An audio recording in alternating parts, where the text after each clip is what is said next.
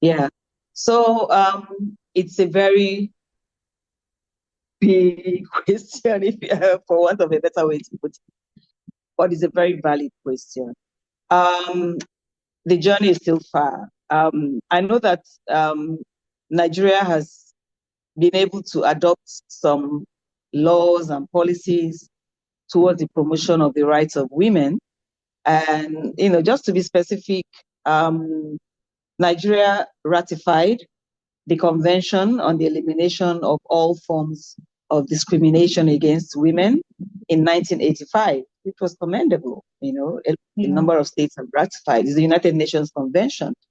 And why I am citing CEDAW, I mean, that's for in the abbreviation, is that CEDAW is a comprehensive United Nations Convention that specifically addresses the human rights of women and also,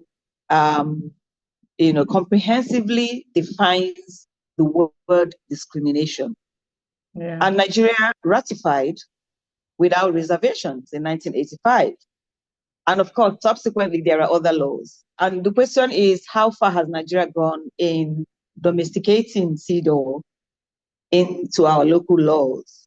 And that has been a long journey. And a lot of women's rights activists and social justice advocates have pushed for laws to be enacted, even if not domesticating CEDAW as a whole as it is, but adopting laws that actually encompass the principles within the CEDAW Convention, which Nigeria has ratified without reservations.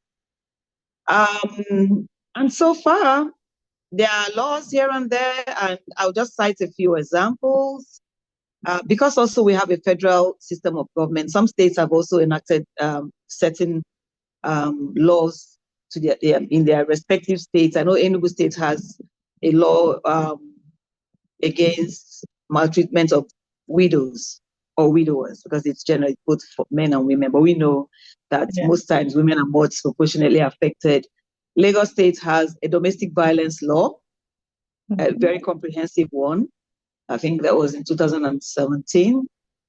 And Nigeria has a national gender policy. It was a national women's policy or women policy, but now it's a national gender policy.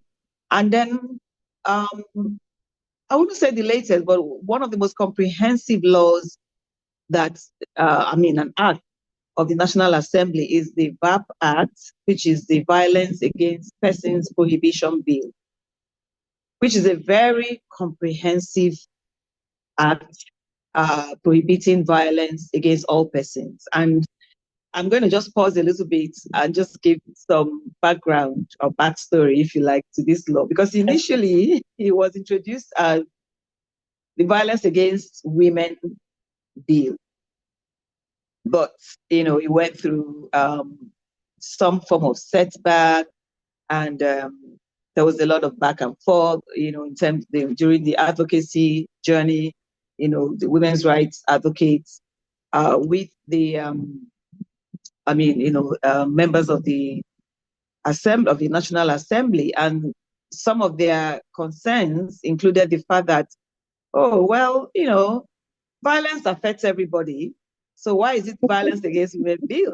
This bill was introduced because of the statistics, the scary, statistics of, violence against women and girls in Nigeria. They are more disproportionately affected. We can't deny that.